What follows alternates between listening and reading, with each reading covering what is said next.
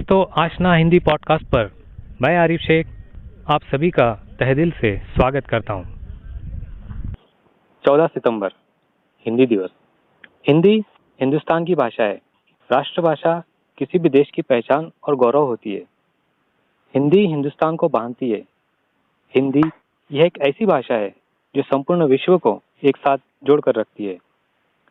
इसके प्रति अपना प्रेम और सम्मान प्रकट करना हमारा राष्ट्रीय कर्तव्य है।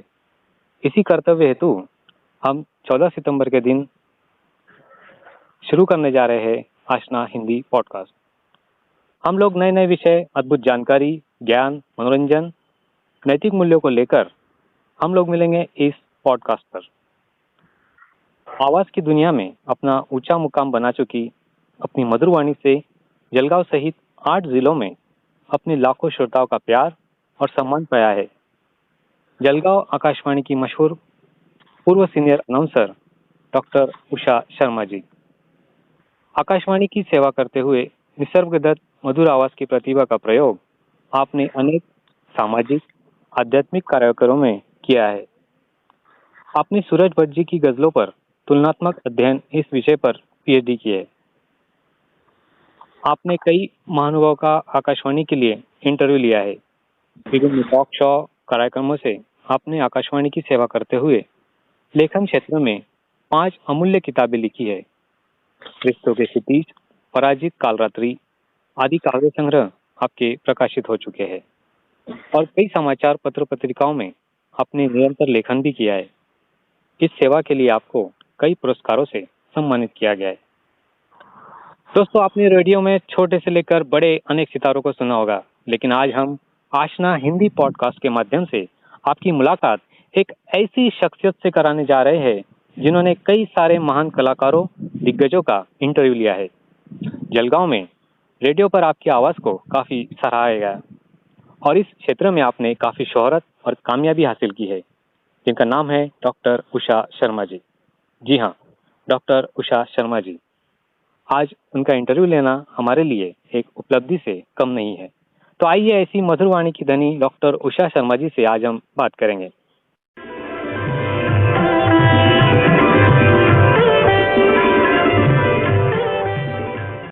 बहुत बहुत स्वागत है मैडम आपका हमारे आशना हिंदी पॉडकास्ट पर। जी आरिफ जी, बहुत बहुत धन्यवाद। और ये 14 सितंबर की पहले बहुत सारी बधाइयाँ देती हूँ हिंदी दिवस की। और इस उपलक्ष्य में आपने जो पॉडकास्ट का सोचा और उसे अमल में लाने का विचार किया, उसके लिए मैं उनको ढेर सारी बधाइयाँ देती हूँ और शुभकामनाएं देती हूँ। धन्यवाद मैम। तो हमारे हिंदी पॉडकास्ट पर सारे श्रोताओं की ओर से तथा मैं अपनी ओर से आपका हार्दिक स्वागत करता हूँ। रेडियो की दुनिया में आपने अनेक इंटरव्यू लिए हैं और आज हमारे लिए सौभाग्य की बात है कि आज हम आपका इंटरव्यू ले रहे हैं। तो आप शिक्षा क्षेत्र में कार्यरत थी मेरे ख्याल से। जी, तो आप अध्यापिका रह चुकी हैं। तो अध्यापिका से रेडियो अनाउंसर, इस सफर के बारे में हमारे श्रोताओं को जरा बताइए। जी जरूर बताऊंगी कि मैं स्कूल कॉलेज में थी। तो मेरे सामने मेरे पिताजी का आदर्श था। मेरे पिताजी स्वतंत्रता सेनानी थे और उन्होंने उस दरमियान जब कई प्रकार की उनकी एक्टिविटीज रहा करती थी, गतिविधियां रहा करती थी, उसमें हिंदी का प्रचार प्रसार उन्होंने खादी का तो किया ही और कई बार जेल गए वगैरह। लेकिन उन्होंने हमारी जलगांव की एक आर स्कूल है, वहाँ पे कम से कम 8 से 10 साल तक निःशुल्क सेवा में उन्होंने बतौर शिक्षक के अपनी सेवाएं दी। अच्छा। तो मेरे सामने मेरे पिताजी का आदर्श था कि मैं अध्यापिका बनूंगी या प्राध्यापिका बनूंगी। अच्छा। तो उस को ध्यान में रखते हुए मैंने एमए और बीएड किया और मैंने अपना एजुकेशन समाप्त होने के बाद में भुसावल की सेंट अलोयसियस में 2-2.5 साल एज असिस्टेंट टीचर मैंने अपनी सेवा दी। वहाँ पे हाई स्कूल और जूनियर कॉलेज में मैंने इकोनॉमिक्स, पॉलिटिकल साइंस और हिंदी पढ़ाया। कि उस दरम्यान क्या था कि मुझे आरजे गाने का बहुत शौक था और मेरी 2-3 टीम्स थी जैसे टॉप हिट्स करके, तो हम गाने गाया करते थे, पुराने गाने। और कभी कभार कार्यक्रम है। तो उस दौरान जलगांव में आकाशवाणी की स्थापना होने जा रही थी, इंस्टॉलेशन हो रहा था। अच्छा। और करीब करीब सब मशीनरी बिल्डिंग वगैरह सब तैयार थी, लेकिन जिसे कहते हैं प्रायोगिक प्रक्षेपण, उस प्रायोगिक टेस्ट, ट्रांसमिशन टेस्ट के लिए उन्होंने गांव में ढूंढा कि कोई ऐसा एक ग्रुप हो जो गाने गाए और अनाउंसमेंट दे। तो हमारे ग्रुप को उन्होंने आमंत्रित किया। ओहो, मतलब आपको वहाँ से अवसर मिला इसके लिए? जी जी। और क्या हुआ कि हम लोग गाने गाते जा रहे थे। अच्छा। लेकिन वहाँ पे एक मैं उनका जिंदगी पर हमेशा याद रखूंगी उनका नाम, मिस्टर नटराजन, इंस्टॉलेशन की इंचार्ज थे वो जी। उन्होंने कहा कि भैया आप लोग सिर्फ गाने गा रहे हैं, इसके बीच में कोई निवेदन दीजिए। ऑफकोर्स उन्होंने हमसे इंग्लिश में कहा क्योंकि वो साउथ इंडियन थे। तो मुझे जैसे ढकेल देते हैं ना कि किसी को तैर बचाना है, तो वही पानी में ढकेल दिया। अच्छा, आप तैरो आप। तो मेरे लिए बहुत बड़ी सौभाग्य की बात थी कि फिर मैंने कहा कि आपने ये फिल्म का गाना सुना है, ये ओरिजिनल गाना लता दीदी ने गाया, मन्ना दा ने गाया है, और अब हम पेश करने जा रहे हैं मराठी में। तो बहुत अच्छी लगी उनका आवाज, और उन्होंने मुझे सलाह दी कि आप अनाउंसर के पद के लिए ट्राई कीजिए, और उस हिसाब से मैंने प्रयास किया, जो मेरे घर के लोगों को किसी को मालूम नहीं था। लेकिन हाँ, वो एक टर्निंग पॉइंट था कि मैं रिटनिंग टेस्ट, ऑडिशन और पर्सनल इंटरव्यू में पास होती गई और मेरा आकाशवाणी में सिलेक्शन हो गया। जलगांव रेडियो पर आपने शायद कलाकारों का इंटरव्यू लेने का सौभाग्य आपको प्राप्त हुआ। एक कार्यक्रम था छत्रपति शिवाजी महाराज हॉल में, वहाँ पर मैंने उनके प्रोग्राम का एंकरिंग किया था। अच्छा। मैंने शशि कपूर साहब, भगवान दादा, मन्ना डे, उमा देवी और ऐसे ही कई, और लता दीदी को मिलने का मुझे अवसर मिला, लेकिन मैं उन्हें रिकॉर्ड नहीं कर पाई। ओके।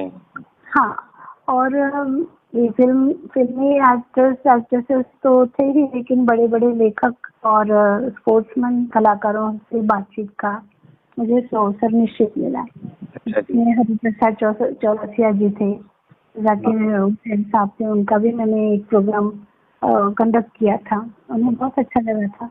और लेखक में अपने तात्या साहब जी हैं, नादम मनोहर साहब हैं और देवी वर्मा, और सबसे बड़े तो मैं एक नहीं भूल पाऊंगी, कमलेश्वर जी, हिंदी के बहुत बड़े लेखक और हमारे डायरेक्टर भी रह चुके। कि आंधी पिक्चर शायद अगर आपको याद हो, तो काली आंधी की वो पिक्चर बना था, उनकी नॉवेल, और पाकिस्तान वगैरह बहुत बड़ा नाम है उनका। मैंने इंटरव्यू लिया, आनंद प्रकाश दीक्षित जी का लिया, और डॉक्टर आचार्य अविनाश आचार्य जी, अत्रे जी, अपने जलगांव के भी बड़े भाव का भी मैंने एक बार इंटरव्यू लिया। भंवरलाल जी जैन, जिन्हें हम कहते हैं बड़े भाव के नाम से जाना जाता है उन्हें। हाँ जी। ये मेरा नसीब है, मैं फॉर्चुनेट हूँ कि मुझे लोगों का प्रत्यक्ष इंटरव्यू लेने का मुझे सौभाग्य मिला। तो इन सब में से आपका सबसे यादगार वो इंटरव्यू कौन सा रहा जो आपको अभी भी याद है?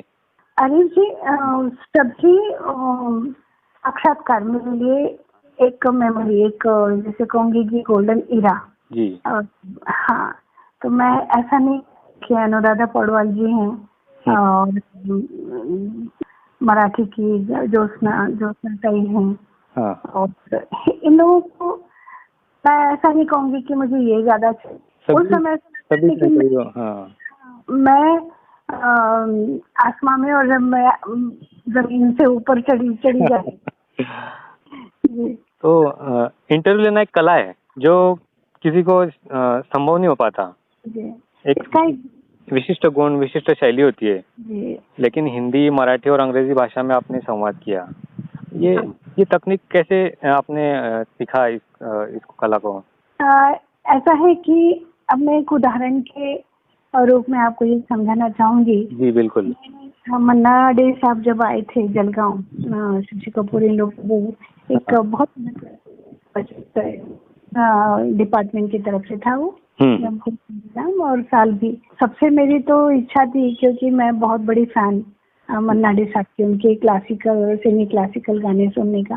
तो हम लोग गए और फिर ना कर दिया कि नहीं, मेरे पास टाइम नहीं है, मुझे शाम को प्रोग्राम है, मैं थका हूँ। तो सबने मुझे कहा, दादा आप हमारे बहुत बड़े आदर्श हो, हमारा छोटा सा गांव है, हमारी अगर आप उनको 5 मिनट भी देंगे तो उनको बहुत अच्छा लगेगा, बस आप हाय हेलो कर दीजिए। फिर उन्होंने शुरू किया। क्या बात है। फिर आप विश्वास नहीं करेंगे, 45 बात की उन्होंने। काफी है। 5 मिनट से 45। ऐसे सुरेश भट्ट जी, वो दुष्यंत कुमार और सुरेश भट्ट की गजलों का और सुरेश भट्ट जी का भी मैंने इंटरव्यू लिया। तो मैं भर उनके घर पे नागपुर गई, वहां जाकर के इंटरव्यू। इंसान मूढ़ी जिसको बोलते हैं आप, उसको समझ जाए। तो मैं डरते डरते गई थी, उनसे पत्र व्यवहार किया। उन दिनों मोबाइल वगैरह कुछ नहीं था। जी। मैंने दिन दिया। मैं तो ये सुरेश भट्ट भी बहुत बड़ी मतलब एक अचीवमेंट हुई। ओके। एक रेडियो का दौर रहा और हाल में एफएम का चलन है। आज देखते हैं हम हर मोबाइल में एफएम उपलब्ध होता है। वक्त के साथ साथ टेक्नोलॉजी भी बदल गई है।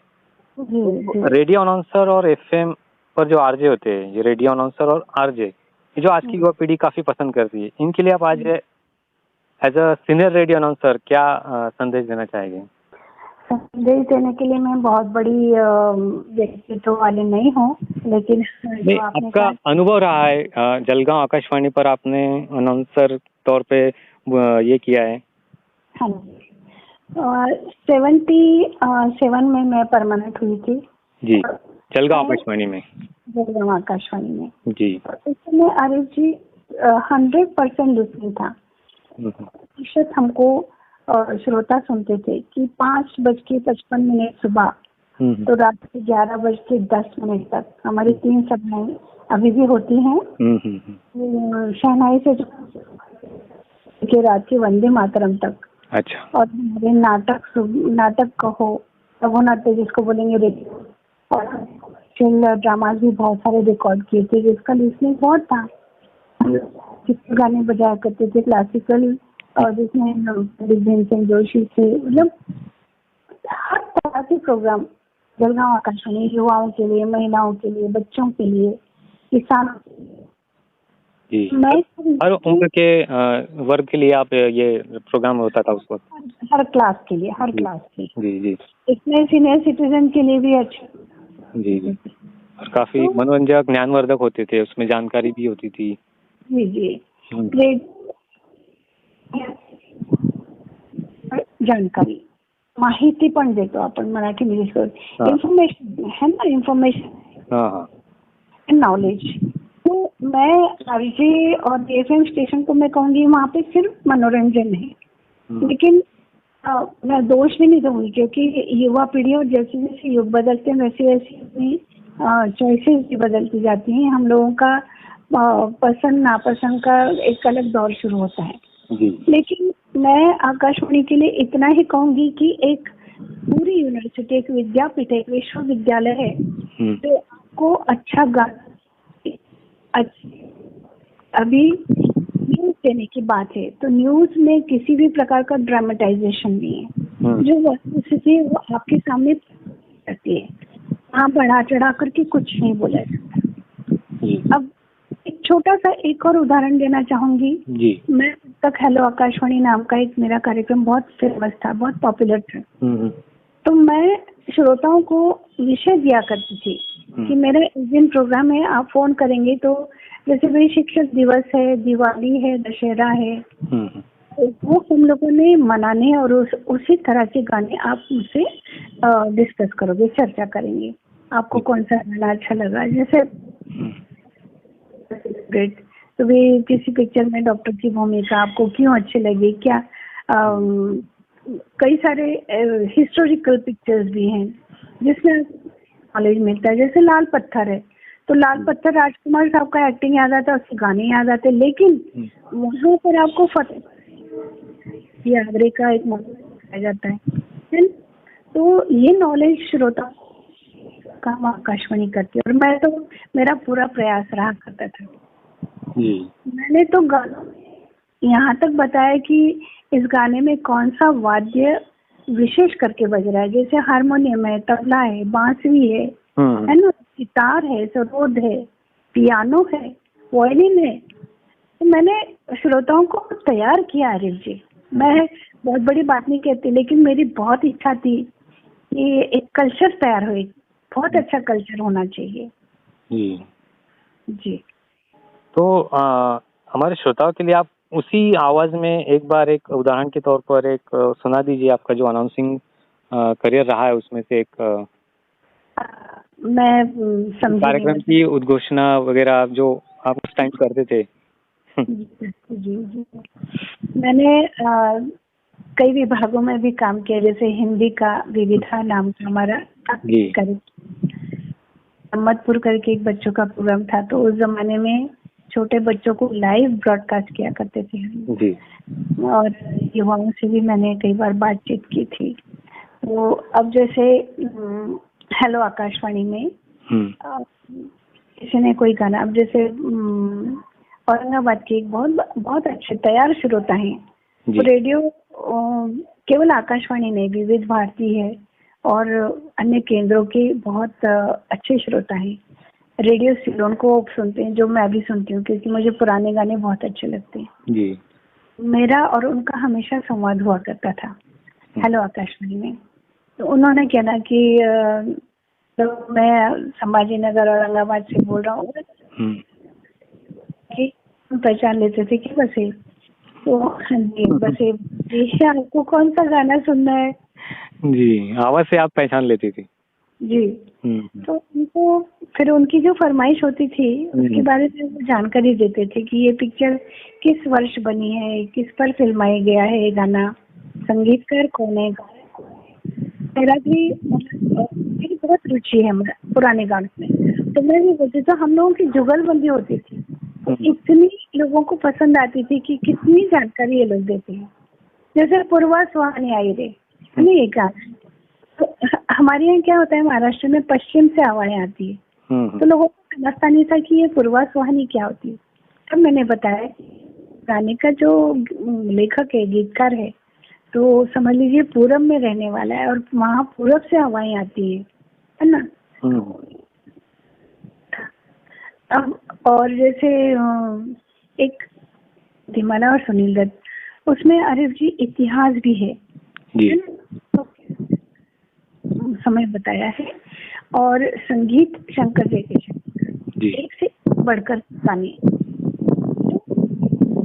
शास्त्रीय दृष्टि से पेश किए हुए नृत्य, आचार्य चतुर्सेन की नॉवल के बारे में बताना, गोदान फिल्म है तो प्रेमचंद जी का जिक्र करना, है ना, सरोद बज रही है तो अमजद अली खान का जीवन परिचय देना। तो इस तरह से बड़ा मजा आता था जी। नाम लेने से पहले उनका काम दिखाई देता था, मतलब वो संगीत है तो पहले जी। एक हमारी एक अनाउंसमेंट करके ये भी मेरे जीवन का एक अविस्मरणीय प्रसंग जिसे मैं कहूँगी कि कई बार अपने जलगांव में ना अकाल, तो बारिश नहीं होने के कारण किसान लोग परेशान रहा करते थे जी। मेरी एक आदत थी की दादा कुठलं गाणं ऐकायचंय तुम्हाला, आणि सांगावं की मला या सिनेमातलं हे गाणं पाहिजे, गाना। तो फिर मैं सुनाऊंगी, लेकिन मैं पूछती थी कि दादा तुम्ही काय करता, अधिक उनके बारे में जानना जी। फिर जैसे बोले की मग म्हटलं मग काय पेरलंय शेतामध्ये, तर म्हणे ताई कापूस पेरला होता, पण म्हणे त्रास की हातावर एक एक बोंड आले, पाऊस नहीं। फिर मैंने उनको धीरज बंधाया, ढाढ़स दिया कि ये ऐसे प्रसंग हो सकता है, अगले साल अच्छी बारिश हो, हिम्मत नहीं हारनी है। इसे मैं मराठी में संवाद किया उनसे जी। और ये संवाद महानवर दादा ने सुना और फिर उन्होंने खुश होकर के मुझे फोन किया, मिले, कहा कि भी केवल आप मनोरंजन नहीं करते हो, तो मैं बहुत खुश हूँ आरिफ जी। मैंने समझी, मैंने एक सेवा, और जैसे एक ईश्वर ने मुझे बना करके वहाँ भेजा कि तुमने केवल पैसे नहीं कमाने। और आपको विश्वास नहीं होगा कि आज मुझे 10 साल हो गए रिटायर हुए, लेकिन मुझे आज तक मेरे श्रोता याद करते हैं। मेरा जन्मदिन, दिवाली, विशेष दिनों पे उनके फोन आते हैं, शुभकामनाएं। ये भी एक उपलब्धि है आपकी इसमें, बहुत बड़ी कमाई है मेरी जी। तो हम आपकी वही आवाज सुनना चाहेंगे जो एज अनाउंसर आप वहाँ पर एक प्रोग्राम किसी प्रोग्राम की अनाउंसिंग करती थी, उस टाइप में एक छोटा सा हमारे श्रोताओं को सुना दीजिए आपकी आवाज में।